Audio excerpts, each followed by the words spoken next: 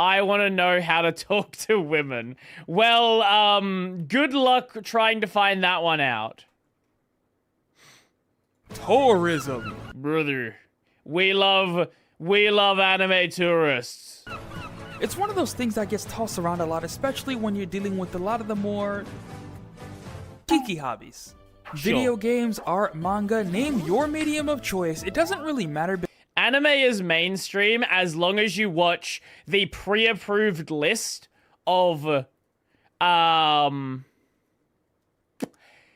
just basic shonen stuff. As long as you watch My Hero, Demon Slayer, Dragon Ball, Attack on Titan, Death Note if you want to watch something real spicy. No, Berserk OG, that's way outside the pre-approved list. Are you really asking Brodie, Robertson, and Art User how to talk to women? Hey, I have like a 4% female audience. Well, you're a big fella. Got any anime you could recommend for me? What do we have in the background here? There's lots of what are probably eroge. Oh my god. Oh my god, what is this? Look at this dude! I see. What a unit, what a shirt! You need. I see you need the taste of a true connoisseur. True, yes. What? Interspecies reviewer. Yes. Kiss ex sister. My little sister shouldn't be this cute. You can eat the girl. Handshakers. Redo. Okay. Handshakers is actually good. I like handshakers. Healer. Onimai. Onimai also. Go watch Onimai. Also, Gabriel's Dropout. Yes. Actually, base choice.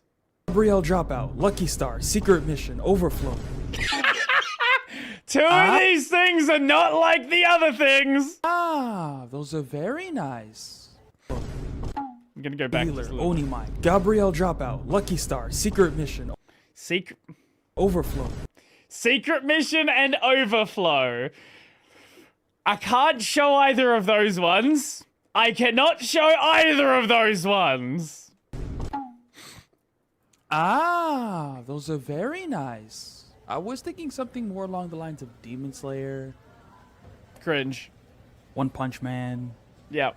Olympic Ponyo at this point. I can see my tastes aren't as well received. Exactly. My palate is far too advanced for the likes of these normies. Power stance. You mind if I check your hard drive? All right, now you took it too far. And it's one of those things that really starts to lose its luster because it gets tossed pretty much anytime there's a criticism of any little thing. But in a way, we can understand why a lot of these hobbies end up being gatekept so hard. Not everyone. Speaking of gatekeeping, the whole Blue Archive thing that happened.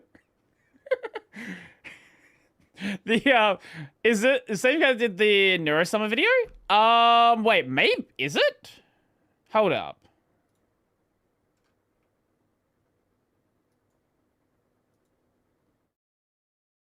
Oh, it is.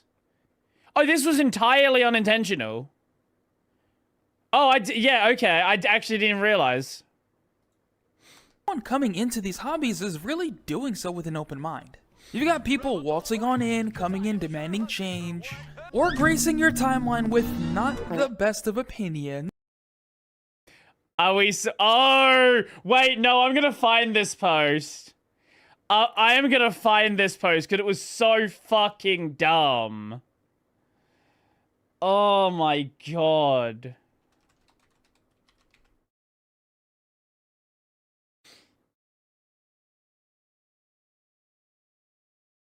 What was the account name from?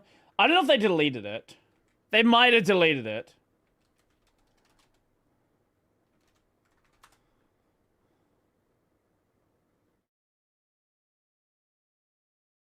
Nope, they did not delete it. Okay. So, they posted, are we surprised? This, I think, I don't know which generic gacha game it is. She says, thank you, senpai. And I guess was like, that's a weird thing to say. There's like no in between. Like nothing weird about this encounter. Like this is just how. Like this is just, it's like saying thank you, boss. That's all that was. Nothing special at all. So because of how it's been in a lot of the pop media we tend to consume, it's not really that hard to understand why people get so antsy about new people coming into their hobbies. Because admittedly, it is annoying how somebody could come into a hobby for 10 seconds and then just start barking out orders about how it should change to accommodate them. Fire Force discourse. Fire Force Tamaki discourse. That's all I'll say. But it's like, you know, come on, relax, you've been here for 10 seconds. Now, I'm gonna be completely honest, I'm looking at this from the angle of anime, but this can be applied just as easily to pretty much any other hobby you can think of. So the way I see things when it comes to tourists is that they usually come in two groups. The first group is gonna be like your normal average person, somebody you could pick up out of a Walmart or a Target. These kinds of tourists are just people who might come into your hobby because they see a large gathering of people, they just want to see what they're interested in. Sure. Hi, I notice you have this hyperfixation, are you willing to share it with me? And these guys... Sure, yeah, there's nothing wrong with someone who's like, I don't understand your hobby. Tell me about your hobby. Like, that is a totally normal thing. Hey, why are you wearing a big robot suit? What is that? How did you make it? What is that from? Like, there is nothing wrong with that whatsoever. Are totally okay. Yeah. Nobody really has a problem with these guys because they're a lot more respectful of the hobby as a whole. They will never come in and demand change or ask that you accommodate them. Sure. But then there's the second group of tourists that everybody actually has a problem with. These are the guys that come in and decide that for whatever reason what you're doing is bad. That you need to change things integral to your hobby to accommodate me. For whatever reason, they can't have it the way that you were doing it. It's a bit weird. Because, you know, you always gotta ask, like, okay, but why are you even here? If you didn't like it the way we're doing it, why did you come? The first group of people are generally a lot more respectable to the hobby itself. They don't want to change anything. They just want to see if it's their cup of tea. And that. See, I was in Camp A at one point. I didn't like anime until, like, mid-high school. And then my entire life was ruined. I didn't like anime, and then somehow someone showed me Chaos Head, and that's what made me like anime. And then I watched High School of the Dead. Now, at the time, I was like 14, 15, 16, somewhere around that range. You show a high school boy High School of the Dead, and well... That's how you ruin their life. That's how we get to where we are now. That's totally okay. But it's that second group that gets everybody's blood boiling. And those are usually the ones that end up being the loudest when all tourists are inevitably gatekept from the main parts of the hobby. But the more I see this happening, the more it really seems like gatekeeping isn't really such a bad thing. And I think one of the biggest misunderstandings with the idea of gatekeeping your hobbies is the idea that because you gatekeep it, it therefore cannot grow. Which isn't true even in the slightest. Gatekeeping does not mean a hobby cannot evolve, because it's actually a sign of the opposite. See, whenever you guys enter a new hobby, everything you see right there presented in front of you is a direct result of everything that preceded it. Yes. To spit on everything now is to disrespect on everything there was before. Like, you can't generally just start running around and then... I will say the Akira thing is kind of overdone. Like, it's fun to see. It's kind of died down now, but for a while, it was...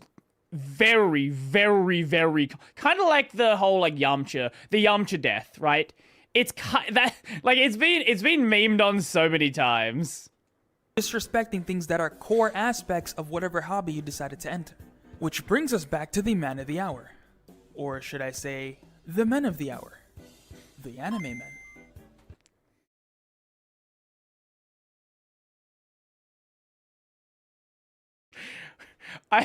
I didn't think we'd be talking about these people again. Oh my fucking god. Now, I'm not gonna rehash what you already know. So to keep it the most bare bones and brief way I can, you've got a bunch of dudes that came out during the The right one got an F. COVID era and started reviewing a lot of the core animes that are basically just the quintessential ones to the anime hobby as a whole. Long story short, they shit on ones like Astro Boy, ones that served as inspirations for a lot of the ones you could see now. Yeah, if you say, like, I have my issues with Super, and I think a lot of people have issues with Super, but if you cannot understand how influential both Dragon Ball and Dragon Ball Z were to all of the things that you like, I don't know what to say to you. Dragon Ball and Dragon Ball Z are basically the foundational principles of a modern shonen series. Like, Battle Shonen wouldn't exist in the state it's in without this series. But before we continue, I do have to point something out. I'm gonna teach you guys something called environmental storytelling. Oh. Blinders are up, indicating you willfully let light into the room. His hair is washed, feet cleaned with nails trimmed, light muscle meaning he goes to the gym, not a crumb of dirt on the floor with a completely unstained carpet. No one with this level of Wait, I'm gonna hear that again. Out. I'm gonna teach you guys something called environmental storytelling. Blinders are up, indicating you willfully let light into the room. His hair is washed, feet cleaned with nails trimmed, light muscle meaning he goes to the gym, not a crumb of dirt on the floor with a completely unstained carpet. No one with this level of accountability to their personal appearance or the space they exist in would have given you any decent opinion on anime. He's saying they're not degenerate enough to give a good anime opinion. You know what? I can respect that, actually. Now, look, I will say that you should probably go to the gym. Now, I don't as much as I should, but the rest of it I will agree with. If you don't have at least a couple of anime figures, a couple of anime posters, I don't know, some plushies, something, at least an anime wallpaper, I don't trust your opinion on anime, like, at all. After a certain point, you just gotta blame yourself. There is a reason that the default for an anime convention is to remind patrons to take a shower, put on deodorant. Because guess what? That guy that you see is nothing more than a Reddit build neckbeard. What a lad. That signature stank he has emanating off of him to the point where if you enter a 200-foot radius, that red counter you didn't even know you had starts ticking. I never knew a true otaku that goes to the gym. Do you want to know the real thing? Do you want to know the real truth? You can watch anime on the treadmill.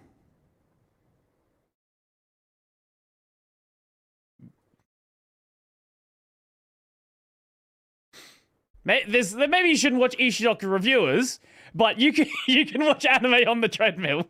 Up that slightly sticky body pillow with a girl of questionable age in a jar somewhere in his room. We're not gonna get into Lori Kami Udeku discussions again. No, we're not doing that. That was a dumb discourse. Oh yeah.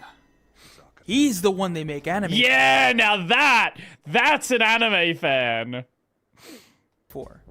You will almost never want to encounter this sort of person in any sort of a social situation, but if you ever need an anime recommendation, you know he's got that good. But what makes this type of tourism the most upsetting is that it inherently makes... Yeah, let me bring up Sephiroth's sword.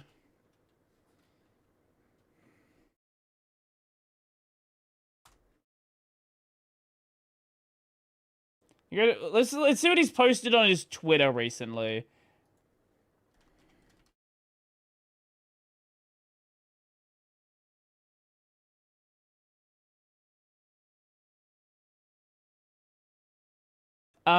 What is... Let's see. Let's see if we can find something fun. Here, yes, it's a Christmas lesson. This is the Japanese lesson of the week. This week's lesson is Santa-san.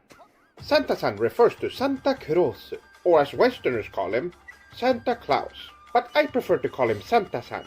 And the way he is depicted in Japan is very subarashi. He is a jolly older man who wears red and brings gifts to children on Christmas. And in Japan, children tend to receive one gift on Christmas from Santa-san. My favorite depiction of Santa-san that was the Colonel. Gift on Christmas. I didn't notice that.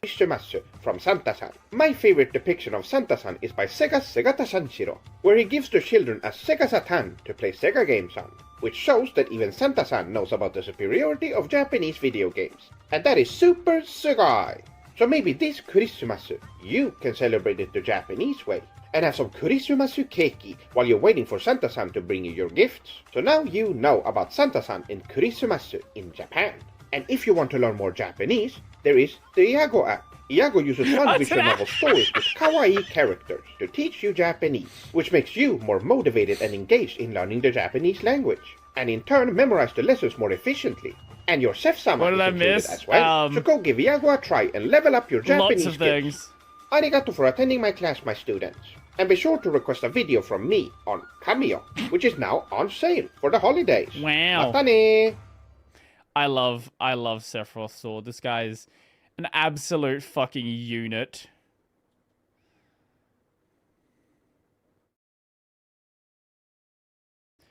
Oh, right. I forgot he did this. The darkest of night falls around my I'm gonna soul, play this. and the hunter within loses control. Gotta let it out, gotta let it out.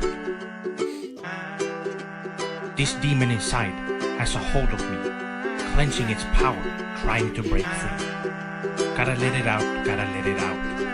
Gotta let it out, gotta let it out. Move fast, baby, don't be slow. Step aside, reload, time to go. I can't seem to control all this rage that's inside me. Hold it fast, they've been dancing on this. Branded by fire on the abyss. Red hot temper, I just can't resist all this vengeance inside me. All these thoughts running through my head. I'm on fire, face burning red. Frustration is getting bigger. Bang, bang, bang. Pull my devil trigger. Embrace the darkness that's within me. Now this is a true anime fan. No sense. Like, you just showed up 10 seconds ago. Why does the entire hobby need to change to accommodate you? Remember, there isn't anything stopping what you want from existing. You got into something like anime using insert pop media, yet it exists alongside what you intended to change. The fact that you're here at all proves it. Every animation, every ninja fight, every slice of life, every artist dumping thousands of hours into the medium just to give you a smile, culminated at the point that you flicked on the first part 1 of 30 for an anime episode, and I would not rob you of that. Like, listen, Well, if you're watching anime now, you're not watching 1 of 30s. That's long since dead. Now there's plenty of streaming sites that have everything. We are well past that point. People never understand the early anime streaming. Understand, you might not like what's behind door number 1, but you don't need to remove the door. Like, listen, it's not your cup of tea. You have doors 2, 3, 4, and 5, and those might better suit your tastes. The idea of you being here means that we can keep what's integral to the medium without having to destroy it at every turn. That was fun. I like this guy's videos. I miss the old school fan. Yeah.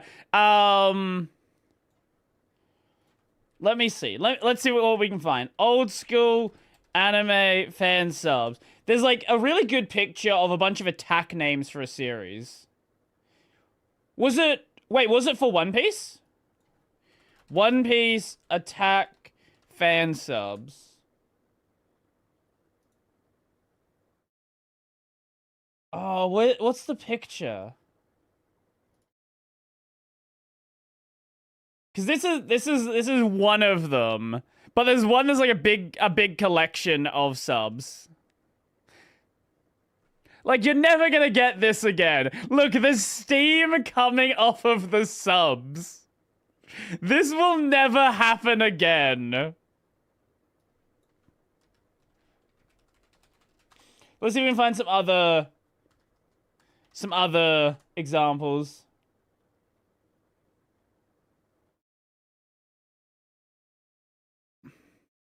Do you have the picture? That is exactly what I was looking for. Yes.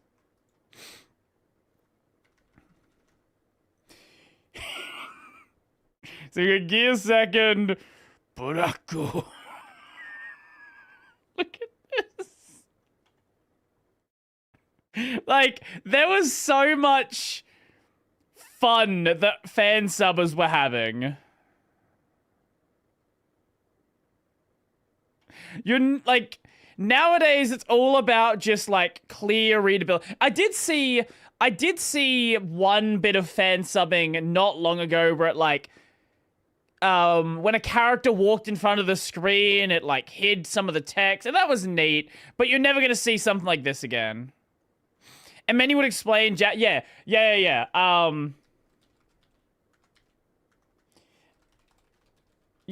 That's like the prime example of that.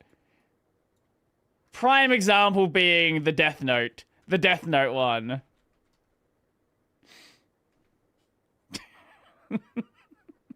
Just according to Keikoku means plan.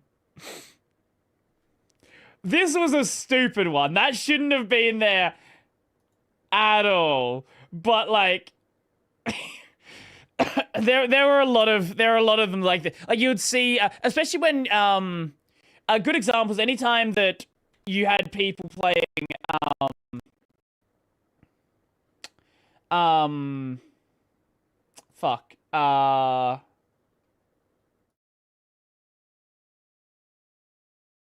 anytime people were playing like Shitty Tori, nowadays what you end up seeing happen is people like translate the words into English, and it ends up deleting a lot of the puns that are actually within the original text. Nowadays translations are bad to put things they don't say. Yes, this is very true.